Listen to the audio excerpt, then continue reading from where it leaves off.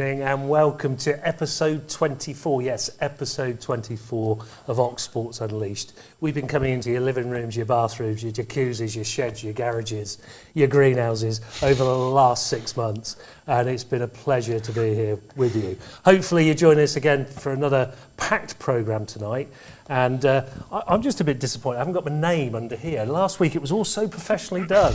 I know. Our Did thanks, a good job, didn't he? Our thanks to Wes Spearman, Dan Smith, Colin Ryde and this young man to my left, because they did an amazing job last week. If you haven't seen last week's episode, it's really worth going back and having a look, because it's a real professional edit, I have to say. So well done to the guys.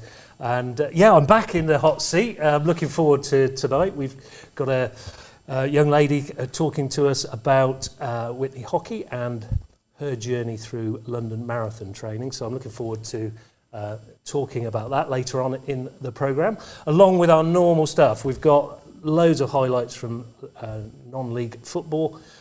So yeah, join us for that. We've got our normal Lock, Lyon and Ryde and much, much more on the number one sports show in Oxfordshire. That's what I'm going to say. That's a new catchphrase coming out. We'll look forward. Not the brand new show for Oxfordshire. Not anymore. The brand new one anymore. 24 episodes, you can't call it brand new, can you really? Our good wishes for a speedy recovery to KDog, who's yet again in bed with something or other. So we wish him a speedy recovery. Won't be here next week because he's on a first aid course. The irony. So there we go. Locksmith, good to have you back alongside. Looking forward to tonight. It's good to be a bit more normal this week, I think. It's got a bit chaotic last week and behind the scenes, but hopefully it came across as a bit of a normal show. But, It did. Nice to be back in the studio and have a bit of normality going, but yes. It was good to be away, but it's good to be back as well, I have to say. Yes. So, as always, we'll start in the National League, and it was a do-or-die game for Oxford City away at AFC Fylde on Saturday. Win and just about keep their survival hopes going, and lose. It looked pretty much like it was going to be nailed on relegation. So, huge game for them up there in what was horrible conditions, really. But here are the highlights from that game, followed by an interview with Ross Jenkins.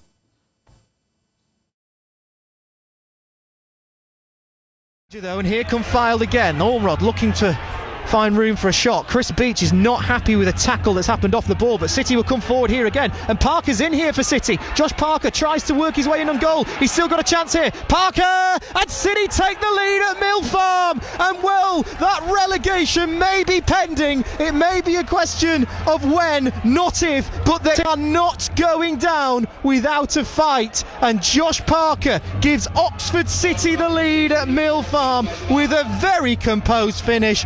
And it's, 15 minutes on the clock. AFC Fylde 0, Oxford City 1. Well, there's another question as well from City, is that what league do they want to be in, the north or the south? And if they can keep winning, then they'll be able to try and find a way to see where they'll be. But here's Horton on the edge of the area again, going forward. Horton off the post. Brilliant shot from the midfielder. A lot of defending to do for Ross Jenkins' side. They've done it well though. They've stood up to the challenge. They've been a little bit lucky with some. And again, Fylde come forward with Wesley, but Kabongolo goes shoulder to shoulder with his man. He'll continue to latch onto the ball and wins his own clearance, if you like, and to stop it from going out. Mitchell, good ball into Ormrod. Space to shoot here for Ormrod, and he drags his shot wide. Big opportunity for the Fylde youngster. Lancashire. Ball forward by Richardson, looking for an option, and has one in Nick Horton. He's got an opportunity here. Over to Ormrod. This is a chance. Wesley! And it is an equaliser! Fylde do have their goal, and it's the striker, Joe Wesley, that manages to find the corner of the net and put Fylde back on level terms. And that is a hammer blow for Ross Jenkins and Oxford City. Greenslade. City have almost gone into a 4-5-1. They started with a midfield five at the very least. Moore Parker into Moore, and Tafari Moore's in here for City, and he just goes over in the box. Is that a penalty? Not given. Well, Tafari Moore was absolutely screaming at the referee there for a penalty. That looked a penalty to me. Yeah, it looked like a penalty to me, Kieren. The Oxford City fans behind that goal, up in arms, and the foiled youngsters as well. You'd have to question, why would Tafari Moore go down there? He's one-on-one with the goalkeeper. He was just about to find the back of the net. Coyle, again, neither side can get the ball down and play on this surface. It is a real slog. It's like a Sunday League pitch. It really is. I don't mean that in a disrespectful way, because it's a fantastic ground here at AFC Fylde, but the pitch just doesn't match what's been cut up through the weather. Horton nicks the ball off Cabangolo, but it's an inch perfect challenge by Lewis Coyle, and the referee has pulled play back for an earlier foul. I'm not quite sure what the earlier foul was, but it's a 4-man wall, 5-man wall for City. This could be City's season done right here. We'll see. Horton on the edge of the box. The referee's whistle's gone. Horton, right-footed shot, over the wall and into the back of the net. And AFC Fylde score a massive goal in their battle against relegation. But for Oxford City, it could unfortunately mean just that. Brilliant strike from Nick Horton. Exactly what he needed to do, the midfielder did. Ross, a difficult defeat to take today because it was a real battling display. Relegated from the National League confirmed. What are your thoughts on that game? Overshadowed by poor refereeing decision, in my opinion. Always ran for the just go for the game. It was always going to be with this pitch. It's a pudding.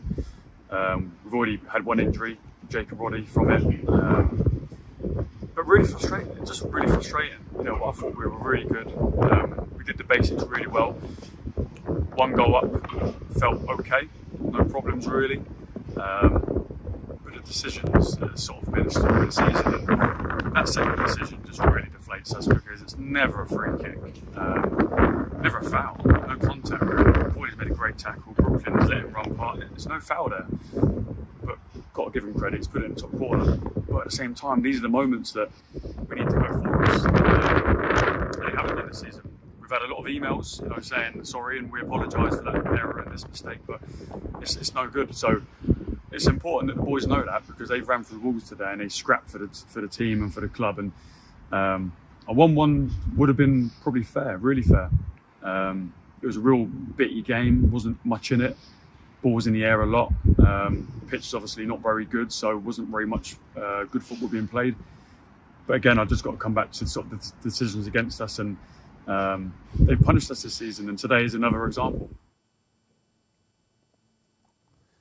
Ross Jenkins there reflecting on that result and subsequent relegation for Oxford City from the National League. Understand I saw a couple of decisions there that may well have gone against Oxford City. You were there, Patrick. What do you think? I'll be diplomatic and say they may be slightly questionable. But I was livid at the time, I'm not going to lie. But doesn't help, does it? When you're down the bottom, things like that happen. Really I think it would have only delayed the inevitable by another week or so. You can't blame decisions throughout the season, but it just hurt a little bit more that it was a decision that sent us down. But yes, so as you say, City unfortunately did get relegated, but we'll hear from Paul and Colin a bit more in Lyon and Ryde with a bit of reaction to that one. So another side who are kind of fighting for their league status is Banbury United. They travelled up to Curzon Ashton, so actually pretty much the same motorway as Oxford City on Saturday.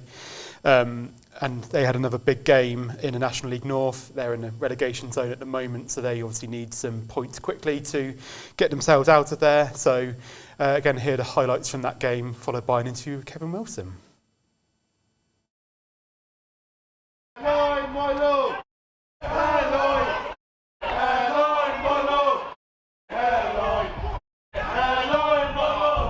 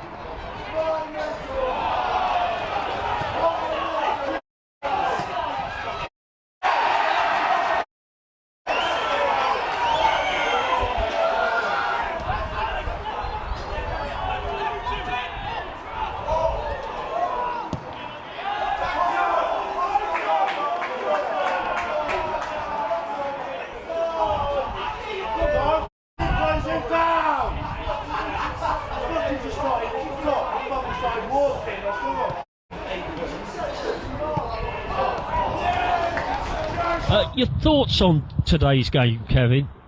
You can't go and keep giving goals away that we give goals away. You know, first goal is a man's running off, free run, get through. I don't know whether it's offside. I think it's onside for me. From our position, Kevin, it looked as if it was onside. Yeah. So, but all the goals are preventable. We concede right on half time for the third.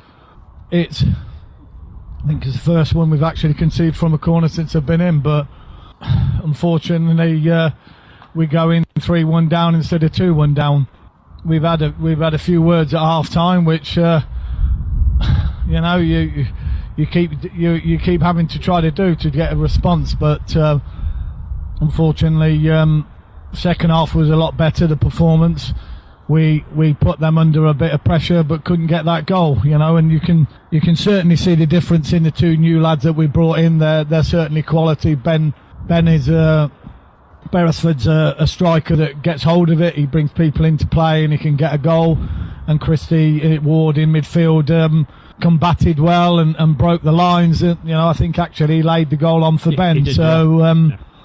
these are the people that we've been trying to get, and it's been really difficult to get in. But I'm not going to hide anything. You know, at the end of the day, I'm the manager, and the results are, you know, they always look at the manager. Yeah. You know, I'm a Banbury lad, I care, but it's, you know, another disappointing result. Kevin Wilson there talking about that disappointing result for Banbury against Curzon Athletic at the weekend, losing 3-1. I think Banbury had their chances through that game, I have to say. There was some great bits of skill, but perhaps the shooting, didn't have their shooting boots on, I think, probably. But we wish Banbury all the best for the rest of the season. You'll find out where they are and how they're doing in the league a little bit later. Through our normal, segged that quite nicely, to our normal roundup of results with our firm of solicitors Lock, Lyon and Ryde, or as I like to call them, the Marx brothers, Harpo, Chico and Groucho. Here's Colin Ryde to introduce Lock, Lyon and Ryde for this week. Right, time to welcome the first of my two guests this evening, Paul Lyon. How you doing, Paul? I'm fine, Colin, despite the weekend's result. I know. Well, can you cast your mind back to the 14th of May 2023, when this happened? Unbelievable. Justin and I took over 6 years ago, and we always said that one day we'd like to be in the National League, but our first priority was to save the club. You know, we had lots of financial difficulties 6 years ago. The first few years to stay up. Last couple of years we said, right, we're ready now, let's have a go for the playoffs. And here we are, second playoff, and we've done it. We've got to the final, we've won, we're in the National League. It was a 10-year plan for me, get to the National League in 10 years. We've done it in 6. Unbelievable, and we've got more work to do now, so we're just so happy today. I'm going to go and celebrate with my players. Now, I'm sure you can still vividly remember that moment, Paul, when Oxford City got promotion to the National League. I mean, it was a fantastic day, wasn't it, Paul? Unbelievable, really. If you could have wrote the script for it, you'd never believe it was going to happen, would you? 4-0 at half time, the game was over, full house at the stadium, everything went so well. And on the day, it was a really great experience. And it hadn't really sank in at the time when we had the interview, but obviously there was lots of work to do. And it was just great at that moment to know that we've got to the National League for the first time in 140 years. So, yeah, really good. Unfortunately, they rolled forward 10 months to Saturday, 23rd of March, 2024. And, Paul, you were there away at Fylde, and this happened. City can only finish with 44 points if they were to win the remaining games. Maidenhead are 20th on 45, which would ultimately relegate the Hoops. Seconds left. The referee looks at his watch and blows. A massive win for AFC Fylde. They've won by 2-1, but that result ultimately confirms Oxford City's relegation. It's been one hell of a season. They've given it a really good go. There's still games to play, but today they've just come up short despite a defensively dogged performance at Mill Farm. So, Paul, unless teams above Oxford City get docked lots of points, loads and loads of points, for something like, I don't know, financial, whatever it is, shenanigans, put it that way, Paul. That loss against Farm and Oxford City would be relegated back to either the North or the South National League. But how do you sum up your feelings, Paul? Now you've had a couple of days to reflect on City's relegation back to Step 2. I think that it's happened so early. We've still got 5 games to go. So, the last few weeks we've been resigned to the fact that we're not going to be safe. I think it'd be far worse if we'd gone all the way to the last game and lost, and it'd been like that cup final losing feeling. So we haven't got that. But when we set off at the start of the season, we knew what a hard task it was going to be. For us to stay up would have been, I'd say, it was a bigger achievement than gaining the promotion in the first place. If you look at what happened in previous seasons, the likes of Ebbsfleet and Weymouth, bigger clubs than us that have got promoted and they've come straight back down again. It is really difficult, and it does normally take you 1 or 2 promotions really to get used to the different style of football, the intensity of the football, and how the league works. And you need 2 or 3 goes at it. So for us, this was dip your toe in the water, have a go and see what happens. And it was a really tough season. But think back to October. We were mid-table in October, doing really well, and we thought, wow, this isn't so difficult as we thought. And then suddenly half the team gets injured, and we just haven't been able to get that consistency in the squad to get the players back. If you think about the players that we retained from last season, they've hardly played together this year, and I think it would have been different if we could have kept the fitness. But having said that, this is one of the things about the National League. It does find you out. If you're not fit and you're carrying an injury, you'll get found out, and it's such a difficult division. And I don't think we realised at the time exactly how hard it would be. It's as hard as League Two, and if you look at the teams who get promoted to League Two from the National League, they normally go on and do well. They don't get relegated back down again because there's not really much difference between League Two and the National League, and it's so tough. But it's been great, going to watch teams like Southend and Chesterfield and Rochdale, Oldham Athletic, Hartlepool. We've played against some great teams this year, had some good results along the way. It's been a great experience going to like Oldham Athletics 30,000 seater stadium, Little Oxford City with about 75 fans turning up at Oldham. So it's been a really great experience. And even the supporters have said, despite the fact that we're getting relegated, they've really enjoyed the season. So overall, there's no regrets. I just wish it had maybe come a season or 2 later when we were ready for the promotion. Right, Paul. So we heard last week that Oxford City have got a new investment via a new board.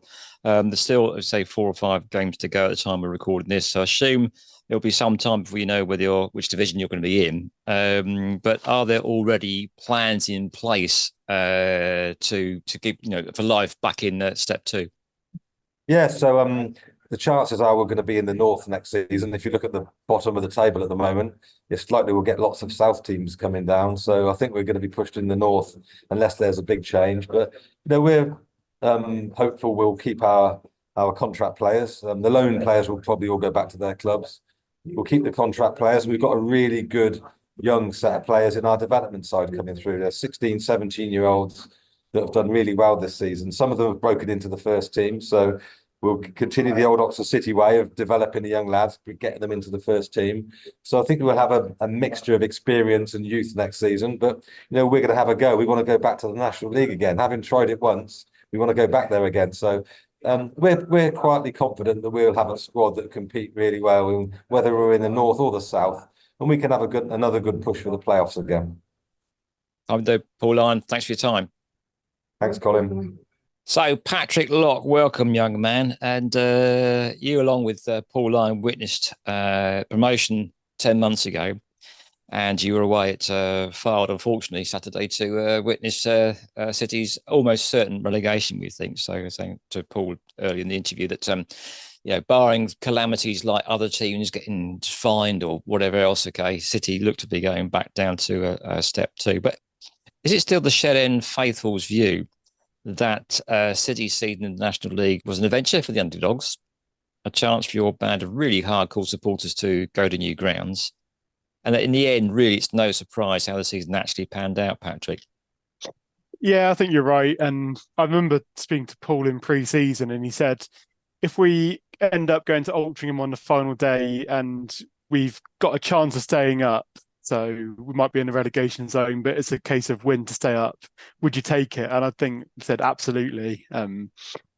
I mean, obviously, we were all there, weren't we, on that brilliant day in May last year? And I remember speaking to you after the game, Colin, and kind of not really, I think I massively underplayed it, didn't I? I don't think it really sunk in at that point, even though I'd had 45 minutes to kind of make the most of it. But yeah, I think ultimately we always knew it was going to be a difficult challenge. And I think we all thought that if we kept that squad together that got us promoted, we'd have a chance. But unfortunately, had injuries galore and to the key players as well. And I think I looked earlier, and I think Zach McEachran, Josh Ashby, Reece Fleet, that core midfield three that were crucial to get us up, haven't played a single whole half together this season. So it just proves what a tough season it's been in terms of injuries for City. But what an amazing experience it's been to go to some of the clubs in the National League, like Oldham, Chesterfield, Rochdale, probably some others I've forgotten about, and I'm sure I've forgotten about Hartlepool. There you go. To go to grounds like that, as Oxford City being equal to these clubs, is ridiculous, really. You can never imagined that City would be in the same division as like Oldham Athletic were Premier League in 1994, as City were playing in Cutteslowe Park. So, it's obviously sad to get relegated. It is, and for many leagues, isn't it? You never want to see your team go down, but at the end of the day, we always knew it was going to be tough. It was probably likely on the cards throughout the season for our budget compared to some of these massive spending old ex-Football League teams. But it's been an amazing experience for that one season. And I mean, hopefully we get to see it again. But certainly a lot of memories, despite the results not being the best a lot of the time. And quite a few miles on your car, young man, too. Yeah, well, not quite as many as it might have been if we'd gone into the Conference North, which was looking likely last year. But maybe a few more miles on it next year, because it's looking like we'll go north at this stage. But yes, just nice to have some miles on the M6 and the M1 rather than the M25. All right, now there's no game for Oxford United because of the international break. And that meant that all eyes were on the non-league teams locally on National Non-League Football Day. But unfortunately, I think you're going to have to go a long way down the football mirror to find some good news. But I'm sure you will do your best, Patrick, as you take us through the rest of last weekend's results, how the tables looked after last Saturday's games, and tell us what local football fans have to look forward to this weekend. Patrick Lock. Yeah, like you say, Colin, obviously City stay at step one, end after one season, and obviously there's a lot of teams elsewhere in the county that are looking to get some points quickly to avoid the same fate, but unfortunately didn't particularly go that well. Obviously heard about Banbury United's defeat in the studio earlier, but Banbury United were on the end of it seems on paper like a thumping 4-0 defeat at home to Gosport Borough, but actually the 4-0 scoreline doesn't really tell the whole story of the game at all. Didcot created a number of chances in the first half, but couldn't convert them. But Gosport were quite the opposite, really, and just were very clinical in front of goal. Gerson de Costa Ramos struck a hat-trick for Gosport to help them on their way to a big 4-0 win. Jamie Heapy, a frustrated man, but thought his side did play well. So here's his thoughts on that game at full time. Jamie, good evening.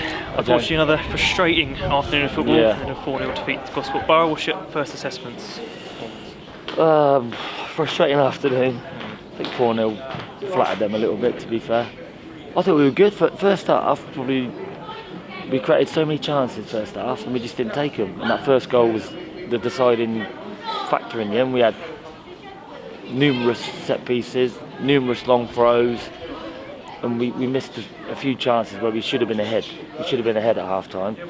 And we go in finding ourselves 1-0 down. And, we started the second half okay, but then the second goal killed us, to be fair. The second goal killed us, and then we were chasing it, and then they just punished us at the end. But I don't think Shrebs was overworked or I think they had 4 or 5 shots to score 4 goals. But now we've got to be more ruthless in that final third and keep the back door shut. But frustrating one, mate. Some good news though, and Tame United built on their big Oxfordshire Senior Cup semi-final win against Oxford City on Tuesday night by beating Biggleswade FC in the Southern League Division 1 Central. Harry Alexander and Etil Griff scored 2 goals in the second half actually to give them a crucial win in that division. So that's a crucial win to get them back in contention for potentially surviving in that league. Kidlington, however, they dropped into the bottom 2, just a point above Tame. They were defeated 1-0 at home to Kempston Rovers. While North Lee's lean run continued, they were beaten 2-0 by Aylesbury United. So our Step 5 roundup this week starts with Wallingford and Crowmarsh as they welcomed Chalfont St Peter on non-league day in the combined Counties Premier North.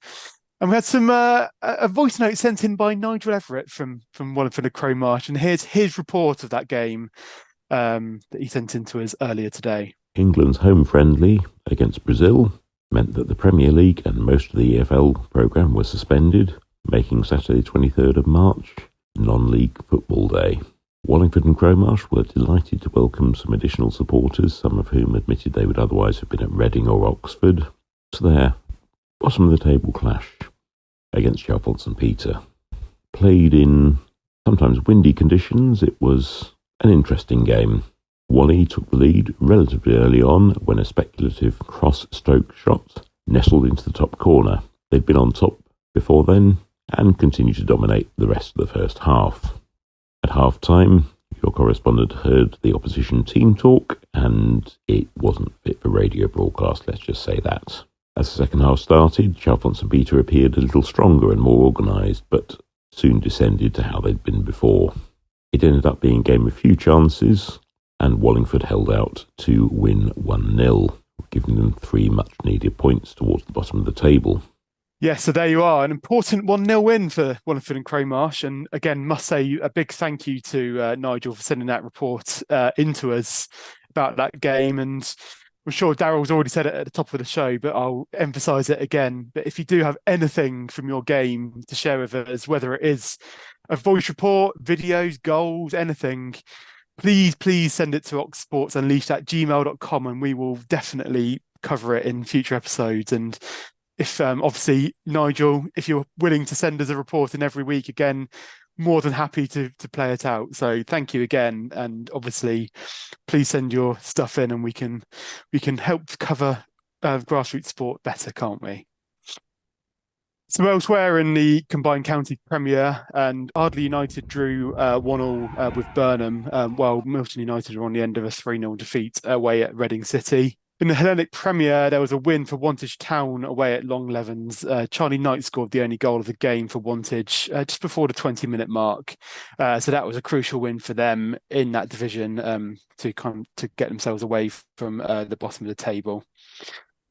Finishing off the roundup of Step 5, and G&G Oadby Town were 1-0 winners in the United Counties as they beat Easington Sports. So just a quick look at Step 6 and in Hellenic Division 1. Canfield were the big winners at that step with a big 3-1 win over FC Stratford. Ruben Harry opened the scoring on about quarter hour, and George Seacole grabbed second almost straight away. It's literally about 1 or 2 minutes afterwards. So a quick 1-2 there. Nathan Kimber made it 3, right on the stroke of half time actually, but FC Stratford did grab a goal back in the second half, but it was too little too late for them as Clanfield held on to that win. Elsewhere, and there was a win for Kidlington Reserves, who beat Chipping Sodbury Town 1-0, but Abingdon United were defeated. They lost 2-1 at home to Shortwood United. And quickly on Sunday, Oxford United women beat London Bees 3-1 in the Women's National League South. Tash Stevens and Jenna Legg scored first half goals before Kate Wiseman grabbed a third after the break for a big win for them in that league. And Oxford City women went even better, a 6-2 win away at Badshot Lee. Emily Harris and Ellie White, we seem to be mentioning those names every week, but again they grabbed pretty much all of the goals. I think they got 5 of the 6, and the other was an own goal, which was kind of assisted by them, so had a big say in all 6 goals. So yeah, another big win for City there. So they stayed third in the Southern Region Women's Football League Premier after that result. Oxford United women remained fourth in the Women's National League South. And despite not playing, Oxford United's men held on to sixth in League One. I think Stevenage got a last-minute equaliser, didn't they? But needed to win to potentially get above them. So that was a good weekend for Oxford United, despite not playing. Oxford City remain bottom, and obviously already heard about relegation there. So obviously can't get out of there. Banbury United, they're still 22nd in the National League North, but have fallen 9 points adrift now. So looking tough for them to get out of that position. Again, Didcot Town, obviously some good performances recently, but remain bottom of the Southern League Premier South. While Northley, they've dropped to sixth in the Southern League Division 1 Central, while Kidlington Tame occupy the two bottom spots in that league at the moment. So coming up over the next 4 days, actually, it's a football feast coming up over the Easter holiday, and actually got some games for you tomorrow. Oxford United, they travel to Shrewsbury Town in League One on Good Friday. Oxford City host Wealdstone in the National League, and Banbury United host Hereford in National League North. And then moving forward a day into Saturday, Didcot Town, they head to Hanwell Town, while all three Southern League Division 1 Central sides are also Saturday. With Northley hosting Biggleswade, Tame hosting Ware, and Kidlington away at Kings Langley. And then fast forward another couple of days, and Easter Monday, Oxford United host Fleetwood Town, Oxford City on the road to travel to Barnet. Banbury United also on the road. They head round to basement side Bishop Stortford. Didcot Town are at home to Swindon Supermarine. I nearly got to the end without stumbling my words, but just to the end, I can't say Swindon. You're doing very Tame well. United travel to Aylesbury United, and Kidlington host Northley.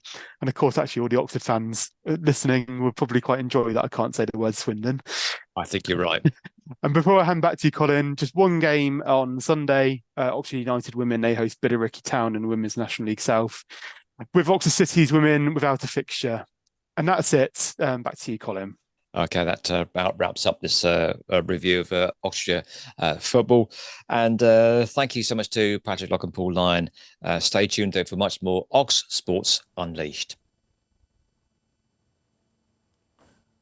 Thanks there to our firm of solicitors Lock, Lyon and Ryde, Harpo, Chico and Groucho. Thanks to the Marx Brothers for that great roundup of local sport from last weekend. Look forward to their reports next week.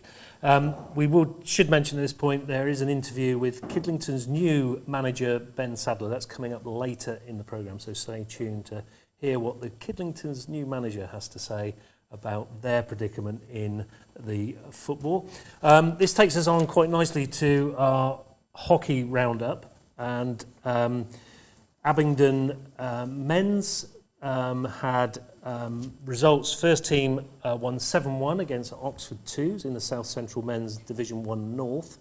Second team won 2-1 against Slough Twos in South Central Men's Division 5 North, easy for me to say. And the third team won 3-2 against Leighton Buzzard Fledglings, love that, and their A team. And that was away, wasn't it? Sorry. South Central Men's Division 2 Cherwell. And the fourth team lost, unfortunately, 2-1 to Wootton Wanderers in the South Central Men's Division 3 Cherwell. The ladies, however, had also a good roundup last weekend. They won 4-1 against Oxford Hawks Fourths in the South Central Women's Division 3 North, and the second team won 2-1 at Aylesbury Thirds in South Central Women's Division 2 Cherwell. The third team, there was no result. And obviously we have been covering Witney hockey over the past 24 episodes. And stay tuned, very shortly we will have Kim Fowler, our roving reporter and Witney hockey player, talking to us about their role and their development through this season. But their results for the men's this last weekend, the ones had a good win 4-3 against Milton Keynes first. The twos won 7-0, loads of goals there against Maidenhead Twos. Threes unfortunately lost 3-2 to Buckingham Twos, and also the Fourth 11 lost to Bicester Fourths 2-1. The Witney ladies, however, the first 11 drew 2-2 against Oxford Hawks. Twos, I'll save that result as we've got a little bit of highlights coming up very shortly. The Threes, however, lost 1-0 to Oxford Fourths, and the Fourth 11 had a great win, 6-0 against Tame Thirds, and likewise the Fifth 11 ran out 6-1 winners against Oxford Eights. But we'll take you back to the footage we have for the Witney ladies' second 11 against Staines, and the footage is now on your screens. I'll just talk over this for a little while. This is courtesy again of Kim Fowler, giving us a little bit more insight into Witney hockey, and I'll ask you where this was played in a moment. But they had a good encounter against Staines, and as you can see, the action is quite end to end. It's quite quick, and they did have a draw 2 each against Staines, and the goal scorers were Hannah Davis and Daniels, I should say, and she's regularly scored, and this penalty flick from Ellie Kearney helping the second 11 to get to 2-2. So there we have it, our roundup of Witney and Abingdon hockey. And the eagle-eyed amongst you will notice that Patrick Locksmith has left the building, and I've been joined by our roving reporter, Kim Fowler. Welcome, Kim. Thank you. Thanks for joining us tonight. And thanks for all the help and support you've given us and some of the footage you've given us over the last few weeks for Witney hockey. It's been really appreciated. Just give us a little bit of sort of details about how you got into hockey and how things are at Witney. Yeah, sure. So I actually didn't start playing hockey until sort of my early teens, because we didn't really play very much at school, in secondary school at all. So it's interesting that you just were talking about Abingdon, because actually that is where I first started playing hockey, was for Abingdon. So... Sorry. So don't worry. That happens. I'll start again. So yeah, I first started playing actually for Abingdon. Sort of when I was at secondary school. We didn't really play much at secondary school. So my hockey career, I guess, started around then. So I was around sort of 14, 15 years old. So actually, I was a fairly late starter, I think, for hockey, because now we start seeing in the juniors, they're coming through at like 5, 6 years old, which is amazing. And so after Abingdon, I then moved over to Witney for the first time. So I played there for a few seasons, and then I sort of moved around. I played up in like Worcestershire for a little bit. I played for a few of the Oxford teams as well. And, I guess a bit like many sports, everybody knows pretty much everybody sort of locally anyway, and people tend to move around a little bit. And then after I was playing at Oxford City, I then moved back to Witney, where I've been, I think, probably for the last 7, 8 years, something like that again. So playing for the Twos now. So yeah, it's been a long hockey career. Enjoyed every moment of it? Not every moment, but yeah, no, most of them. There's lots of really good highs, promotions, playing, National League hockey.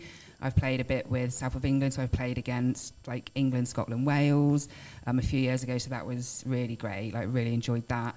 And yeah, just, playing with, lots of people over the years, and you see people years later that you haven't seen, which is really nice, and then, yeah, it's nice to catch up. So that's really interesting. Where were those games played against those countries? Oh, so this was in Nottingham, actually. So there was, I think it was the year after COVID, so it was what they would call like an international tournament.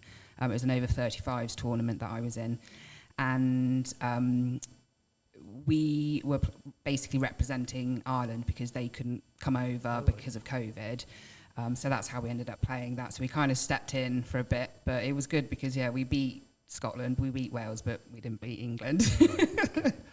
Great experience. Yeah, Fantastic it was really experience. great. It was really good fun. Yeah. Crowds, good crowds.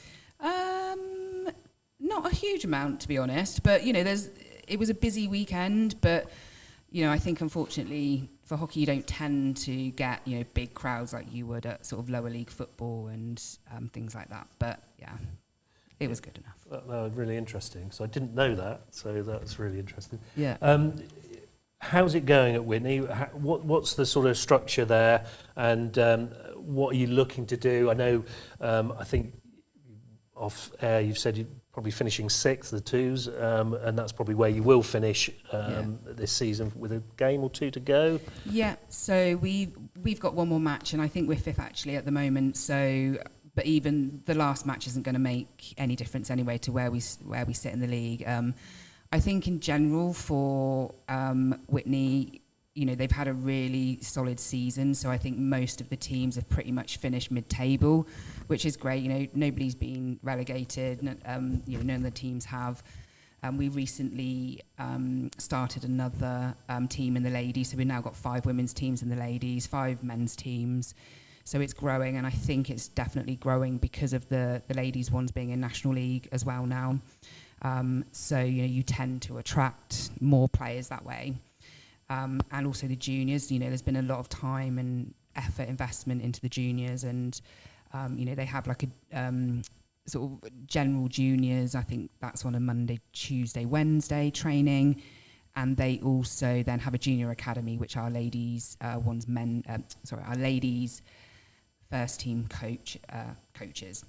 And then that's sort of more of an academy style training. So there's lots going on. There's lots of tournaments for the juniors as well, like lots of stuff in the summer. So we actually continue to play like after the Winter League. So we play Summer League, and it's normally over at Banbury Road North over in Oxford. So again, a lot of the sort of more local sort of Oxfordshire-based teams in Banbury will go along to that, and that's always really nice because it's in the evening. It's Monday, Tuesday evenings, I think, and a bit of mixed hockey as well. So there's a lot going on. It doesn't really stop. A bit like football these days, I guess. Yeah, that's fascinating actually. And as you say, it's growing. Do you think you'll be getting into 6 teams and beyond? Is that a possibility? Yeah, I mean, I don't know.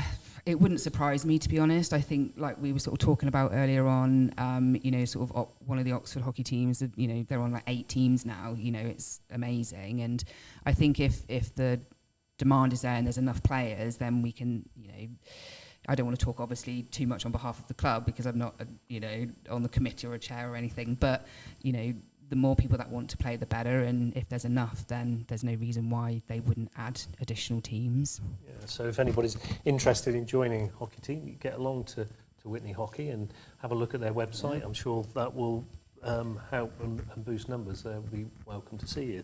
Yeah, definitely. It's great stuff. What's the sort of plans for next year? Is it looking to be a little bit more dominant, perhaps in the leagues? Yeah. So for our team, I'll talk about that. So I think it was 2 seasons ago we were promoted into the league that we're currently in, and yeah, we'd always like to push for promotion. It would be great. And last season actually we were really close, and it was sort of came down to the last couple of games where we were promoted again, sort of 2 seasons on the bounce. So it would be great. This season we had lost a few players due to sort of a couple going travelling, a couple moving.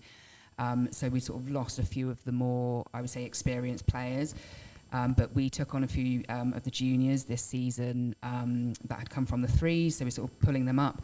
And they've had a really, really good season, and but it takes a little bit of time for everything to gel together really well, and and I think we finished really strong, and I think where we're sitting in the table is probably fair, but it will be good to see next season sort of how we then progress. But yeah, I'm always wanting us to push for promotion all the time, and hopefully everybody else does as well. Yeah. So a highlight for the season is getting these younger players in playing and competing. Yeah, definitely. And it's really nice to see their improvement as well, sort of over the season. And actually a lot of it is just that confidence because, they're playing sort of a higher level of hockey. And they can get knocked around a little bit more than they normally would, but they sort of soon learn to toughen up a little bit, I think, and sort of give it as good as they get.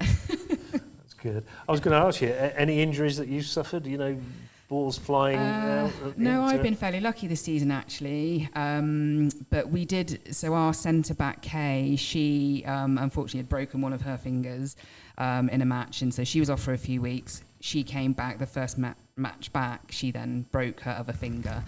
So she's been out for pretty much most of the season, most of this half of the season. And Ellie, obviously, who you just saw there, she took a very hard ball to the inside of her ankle. So yeah, she is probably out for the last game as well. But yeah, we've been pretty lucky this season. Yeah, we had one or two slightly more serious ones last year. But that's why we have, you know, as much protection as we can, and obviously lots of people wear the complete face guards now when they're doing short corners. No serious injuries in your career at all? No, not really. No, not really. I've had, most I think hockey players will say that they've had ball or stick to the face. You know, you sort of, you know, a few cuts around the face, but nothing too crazy. No. That's good. That's pleased to hear. Yeah. Can he get a bit feisty on the hockey pitch? Kelly? Well, can anybody? Oh, can anyone? I thought you said Kelly. Yeah, Kelly okay. definitely can, if you know. Oh, right. Sorry, Kelly, I don't know you. I apologise. I was just like, wow, where did that come from? Like, yeah, she's got a bad reputation. But yeah, it definitely gets feisty, and you know, it's quite common, I think, to see, you know, like green cards, and you know, I think if people are also really passionate about it and they disagree, and I'm probably talking about myself here a little bit, but yeah, I tend to, you know, maybe argue a little bit, get green carded for arguing with the umpire. You know, it's not like football. You know, you're not allowed to, you know, shout at them. Not that I shout at them, but you're not allowed to argue too much. You know, you do get told to pipe down a little bit, but yeah. So that's interesting for me, because I didn't know it was a green card in hockey. Can you just give us, again, because I might be totally out of this, and people watching might not know, what does it consist of, an actual game of hockey? You know, green card, that was new to me, sorry. Oh, yeah, so I guess, yeah, you have your green, yellow and red cards. So a green card is essentially just like a sin bin for a minute or two, and then a yellow card is something slightly more serious, and then the umpire will send you off and decide, you know, it might be a couple of minutes or, you know, a few minutes, just have to go and sit off in the middle for a little bit, and then they'll call you back on. But yeah, in general, you know, in a way, it's kind of set up in similar kind of style to football. You know, it's 11 aside. You know, the way that we press the ball and the way that we set up is very similar in that way. We don't have offside, so I don't know if you knew that or not, but we don't. So yeah, you might get a couple of goal hangers, you know, sort of hanging around. Sounds like me would be. Yeah.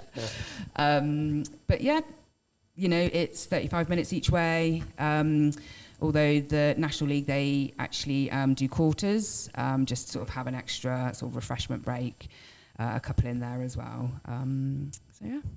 And again, this is going to sound wrong question. Is it 35 minutes in the men's game as well? Yeah. Is it? Yeah. It's exactly that across the board. That's good. Yeah, good definitely. And good. We play through most weathers as well. So it's funny because occasionally, you know, if it's due to rain this weekend, some of my friends would say, oh, will you play hockey? Will it get called off? I'm like, no, we'll definitely be playing. Like, we only get called off if the pitch is frozen and it's too dangerous to play. But even then, you know, if you want to play, you know, you're definitely sort of pushing, like, oh, come on, it'll be fine. But our pitch over at Wood Green, so we play at Wood Green School. Yep. That's our home, and that pitch is cold, and yeah, it takes a while for that to defrost. So yeah, you'll find like people go on there and start like walking around or running around in it just to try and, you know, thaw it out a little bit. That's interesting. And no grass pitches at all now? Nope.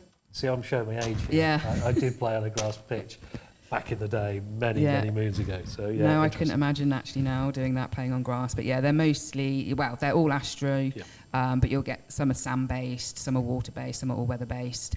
So yeah, it just depends. The water ones are nice because they sort of feel a bit bouncier. Yeah, they're probably a bit kinder to your knees and legs actually. Understand. I'm probably going to close on the hockey there. Thanks for all that on hockey. For those who don't know, Kim is actually taking part in the London Marathon It's in May, isn't it? April. So April is it now? Yeah. April.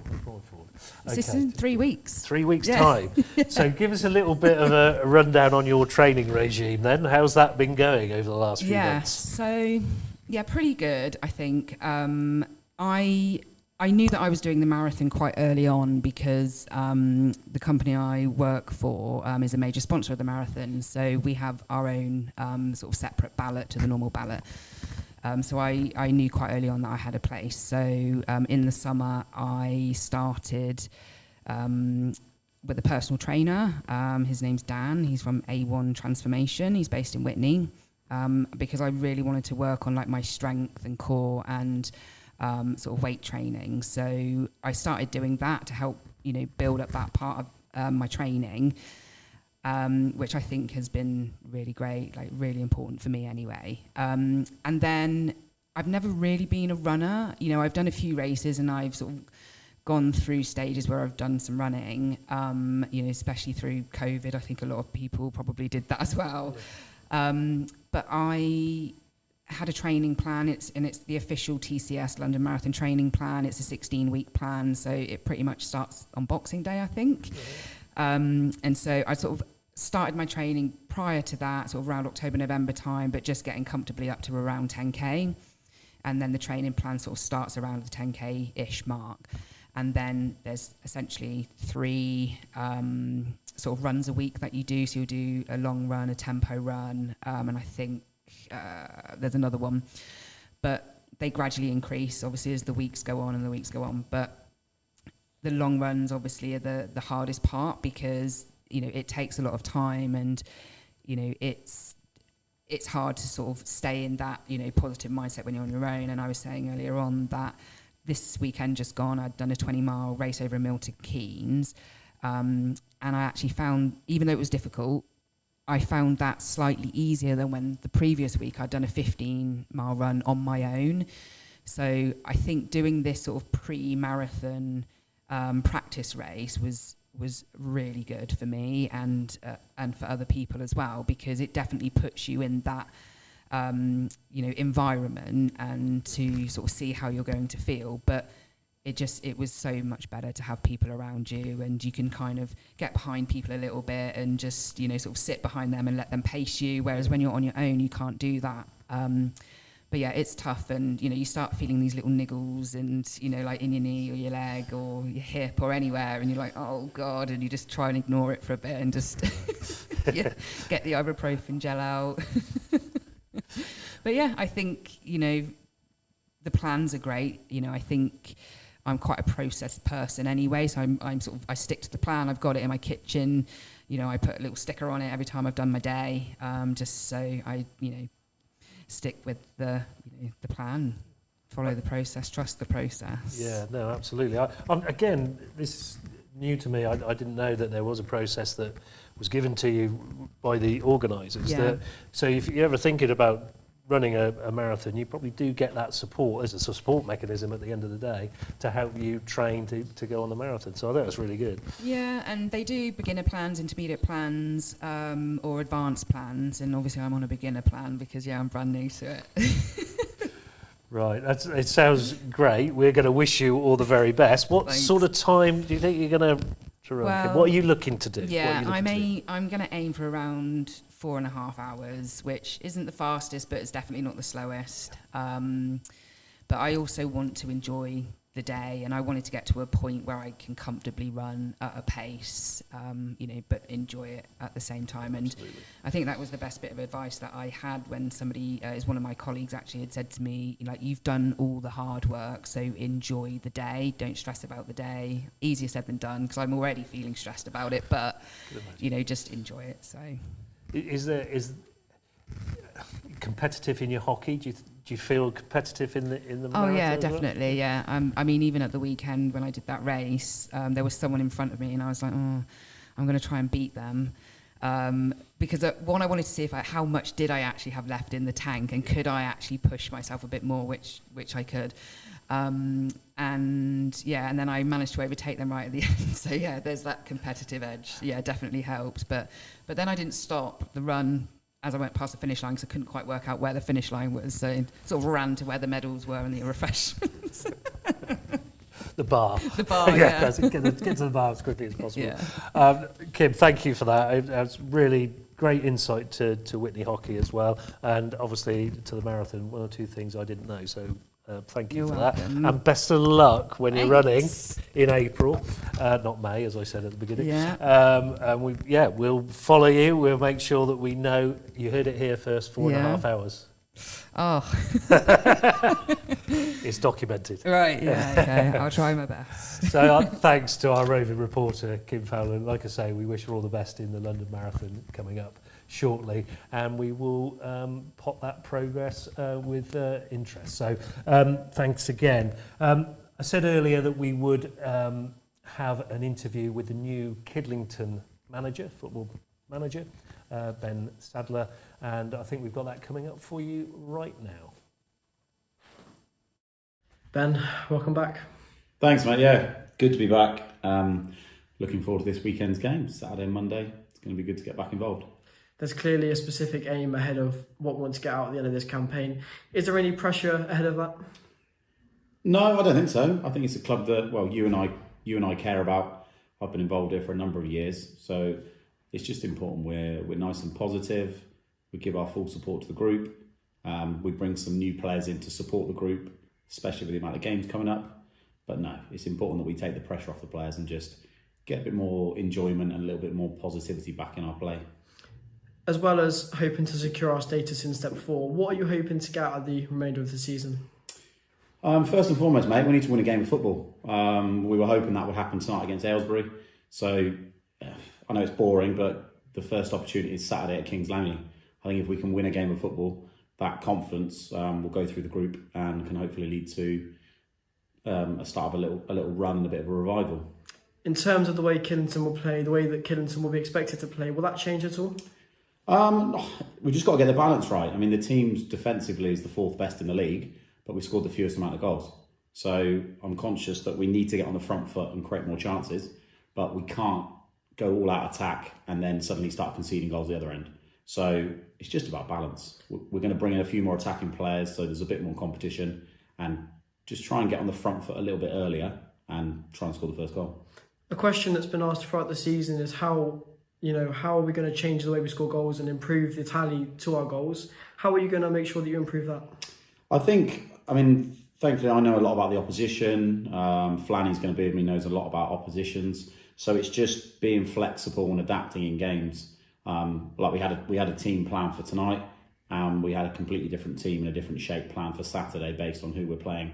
So for us, it's just, again, it's about that positivity, getting more players in the final third, getting an arm around players, making them believe in themselves, because I think we've got players that can score goals and win games. In terms of your new management staff, Mark, Flanagan, Lloyd, are you happy with them? Yeah, good. Lloyd was here last year for a little bit with me and Braves. He's someone that, like myself, he's positive. He's always confident. He'll put his arm around players. And I think with a lot of our youngsters, they need that. And Flanny just makes complete sense. He'll bridge the gap between myself and the group. And he's been at the club for, well, I wouldn't like to put a number on how many years. So it's important to him and he cares about the club. The run of games aren't as easy as you'd hope coming into a team in the crucial part of the season. What are you expecting from the team in the final games in terms of wins, draws, losses? I think, again, it's just about being positive. I mean, I think I've seen almost every team play this season. And if you actually look at our wins, we've got 2 against Cirencester, who are in and around the playoffs, 1 against Ware, who are in and around the playoffs. But if you look at some of the other teams near the bottom, we haven't beaten them. So I think it's important that we just go game by game, be nice and positive. And it sounds boring, but the sooner we get a win, the better. I'm not really looking at it and going, this team's 4th, we can't win. We need to be positive and try and win every game of football.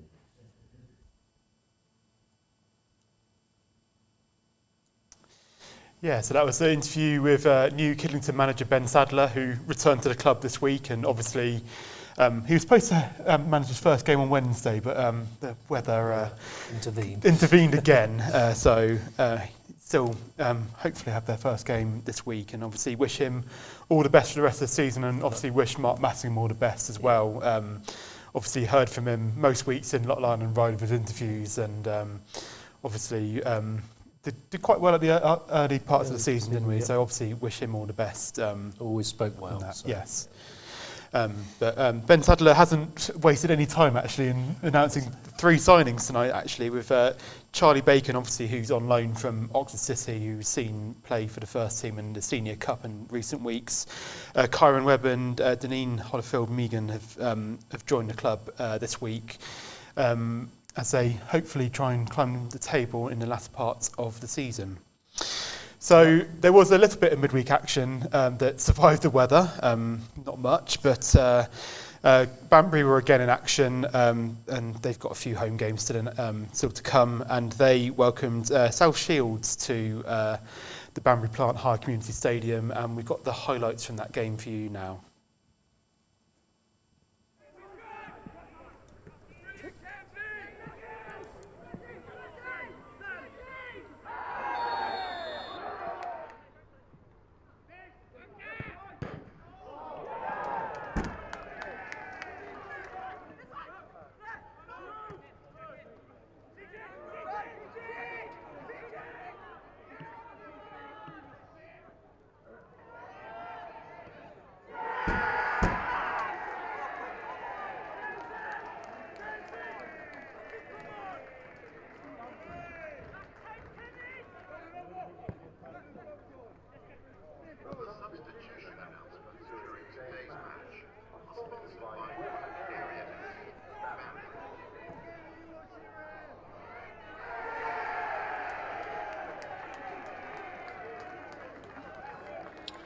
The penalty that got South Shields their first goal. Assessment on the game. If you keep losing the ball in transition, you shoot yourself in the foot, and that's what we've done with all 3 goals tonight. I think it was Aidan lost the ball in the middle of the park in the first instance. It's got in to I think Blackett eventually got it, and I think Jack Davis has tried to tackle with the wrong foot because I think he's expected him to shoot, but I think he's done it, and then it just shows you where your luck is when he misses it, hits the post and hits the goalkeeper on the head and rolls into the back of the net. It does, doesn't it, Kevin? It must be so frustrating that, because at that stage at 0-0 you're very much in the game. I think we're always very much in the game, but like we say, we don't take the chances that we create, and then we get punished back for poor defending.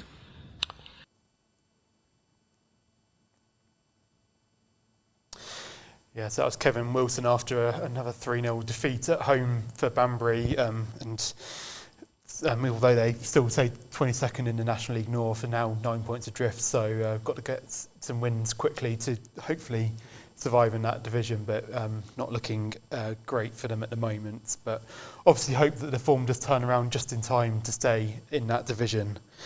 So just have a quick look at what else happened on Tuesday night, and Didcot Town finally travelled down to Plymouth Parkway, and apparently was 6th time lucky to play that game at Belido Park. Plymouth Parkway have had a lot of trouble with the rain this season, and actually saw a picture on Twitter before of a big chunk of the pitch being cut out before the game. So there was a big patch of grass missing, which looked a bit weird, but that game did finally get going, but it did fall to another defeat, 2-1. Murphy Bennett did equalise for the Railway men in the second half, but just about 10 minutes before the end, Plymouth Parkway did win that one to see Didcot still bottom of the Southern League Premier South. Northley, they lost again. They lost 4-1 to Stopfold. A few defeats in a row for them. Luca Alonzi did grab a goal for them. He got them back to 2-1 just before half time, but couldn't see them to get anything from that game. And Tame were also in action. They lost narrowly, actually, to the league leaders Bedford, and actually twice came from behind to equalise through Jefferson Louis, who we seem to mention every week, don't we? And Mark Riddick got it back to 2-2, but unfortunately for them, Bedford did get a late winner. So actually go back in time a bit and back to the weekend. And we mentioned in Lock, Lyon and Ryde about Oxford City women having a big 6-2 win away at Badshot Lee. And actually we have got the goals for you now. So here are the goals from that game.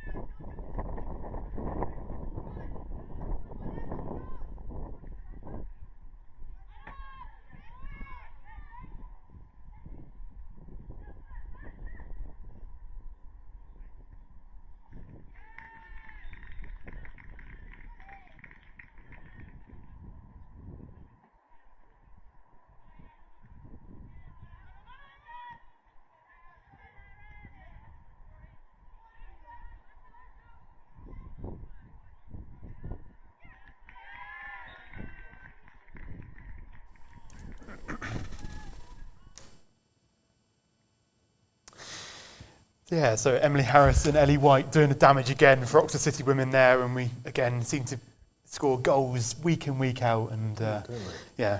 Good couple of own goals. It's a good couple of own goals, weren't there? Yes. But, yeah, good win for Oxford City women there, and I think that's 3 wins in a row for them now in the Southern Region Women's Football League Premier.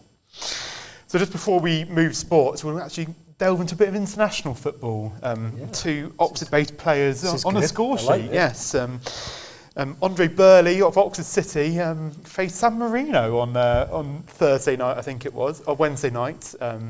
San Marino played St Kitts and Nevis in San Marino, looking to end their 20-year run without a win, I think. And actually, Andre Burley gave away a penalty to see San Marino go 1-0 up, but he did redeem himself late in the first half as he actually scored. I think I don't know if it's first goal for St Kitts and Nevis. I should have researched that before I came on air, but yeah, that was a good moment for him scoring against San Marino.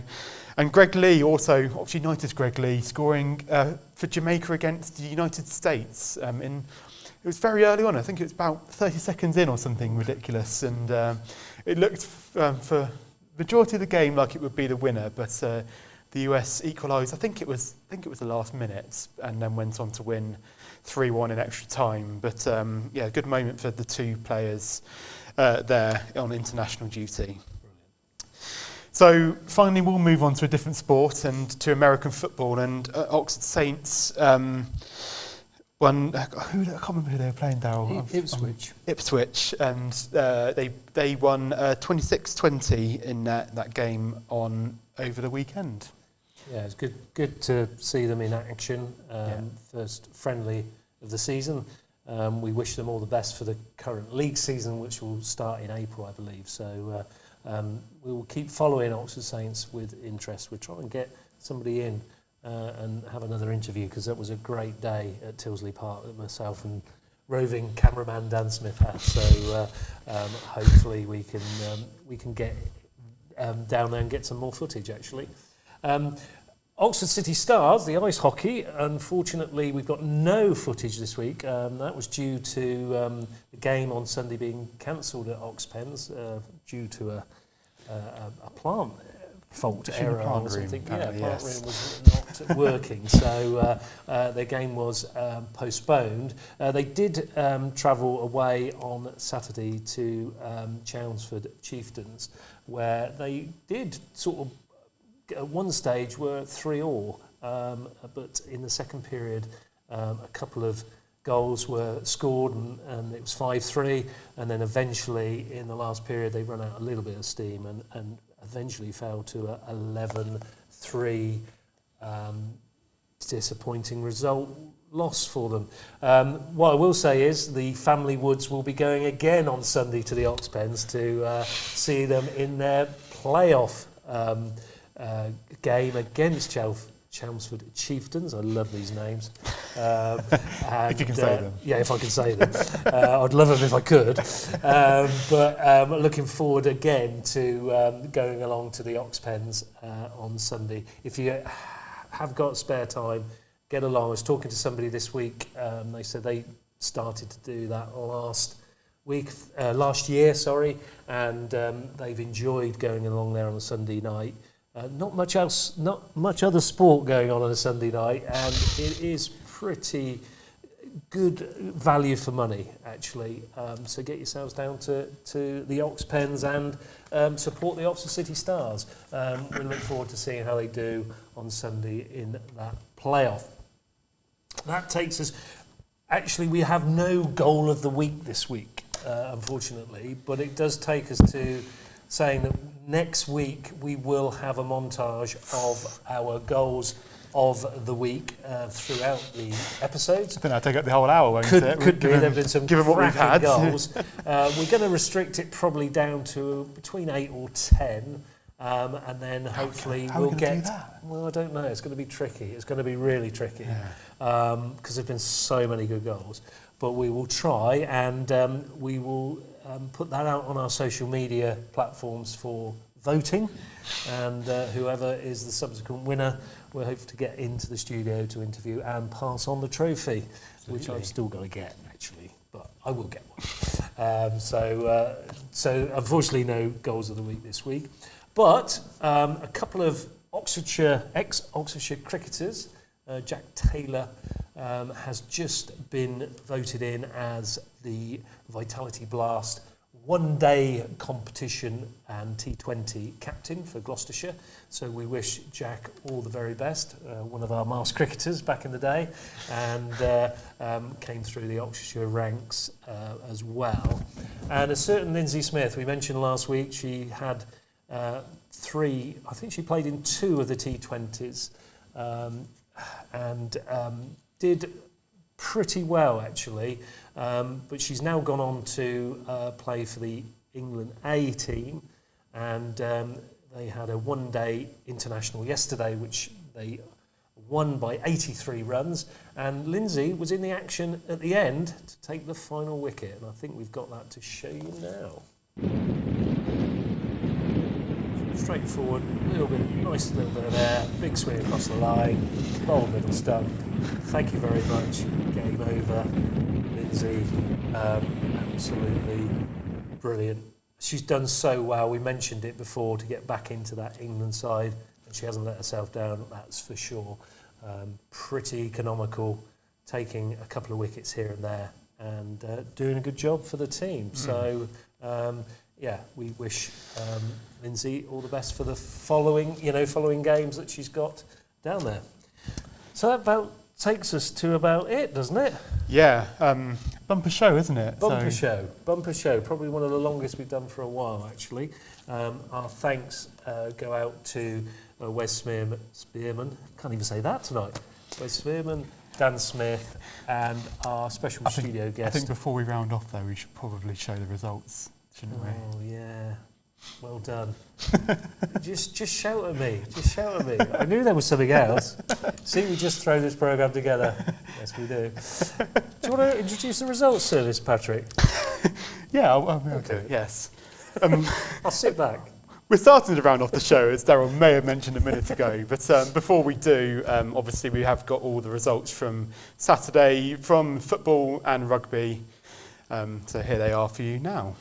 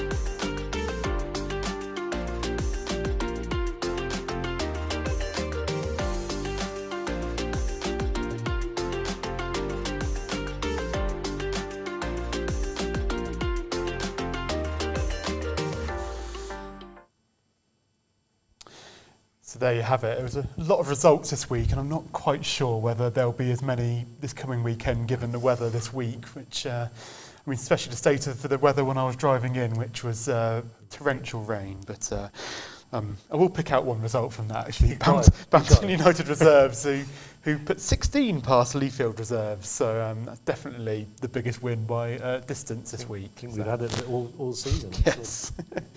Yes. There we go. I think I can safely say I shouldn't have a week off. That's what happened. But thank you, Patrick. Highlight for tonight? Oh, the interview with Kim Fowler was brilliant, wasn't it? Yeah. Really good. Really good. Highlight for me as yeah. well. So, brilliant. Really good. Thank you, Patrick, for stepping in. Right. I think you're in the hot seat again next week. I am, yeah. So we'll start asking questions in a few weeks when KDog's back as to whether he's stepping in for me. Well, absolutely. Yeah. I think that could be true, actually. We'll have to change the titles and stuff, won't we? We really will.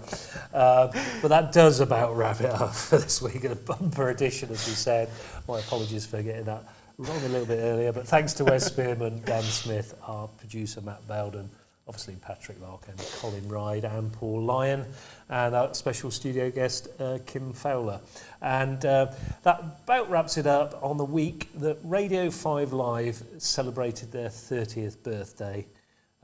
Please join us again next week on Ox Sports Unleashed, where, of course, we'll unleash some more Ox Sports. It's goodbye from me. Good night.